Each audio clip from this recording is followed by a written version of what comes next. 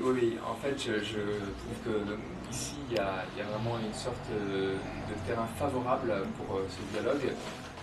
Il y a donc une synagogue qui est tout près de ma paroisse, le Saint-Esprit, qui s'appelle le Shifté Israël. Il y a aussi donc cette mosquée Nour, et il y avait aussi déjà un historique avec notamment l'imam Boubacar qui avait impulsé ce dialogue.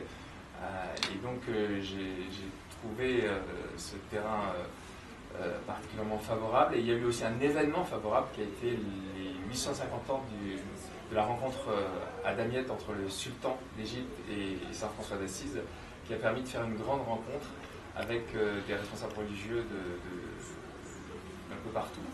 Et donc ça a été pour moi un moment un peu fondateur. Fondateur parce que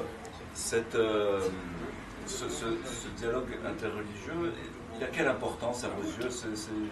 Pour moi, il est vital parce qu'on vit dans un monde où il y a énormément de communautarisme, énormément d'individualisme, et je crois qu'on est créé pour la communion, et que la communion, elle passe par le dialogue.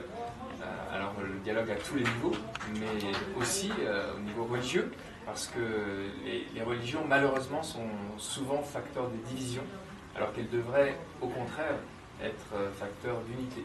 Donc je crois que dans le 12e, on a cette chance, cette grâce de pouvoir vivre une expérience de fraternité qui avance.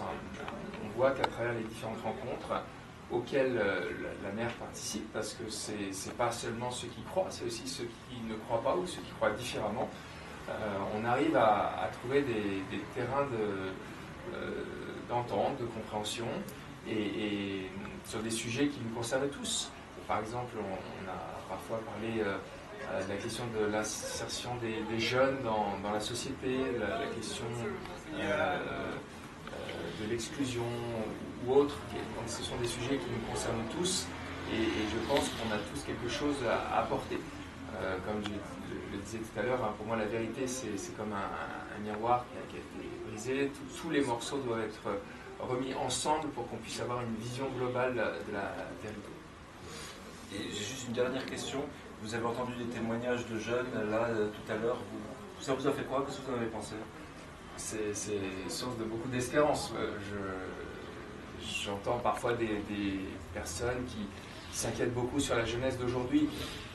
Je peux comprendre qu'il y ait de l'inquiétude, mais moi je vois beaucoup de jeunes qui sont extraordinaires, d'abord dans ma paroisse, mais aussi ailleurs. Et là, le fait de voir ces jeunes qui visiblement avaient été très heureux de cette rencontre, et qui visiblement étaient très désireux de continuer le dialogue, c'est source de beaucoup d'espérance.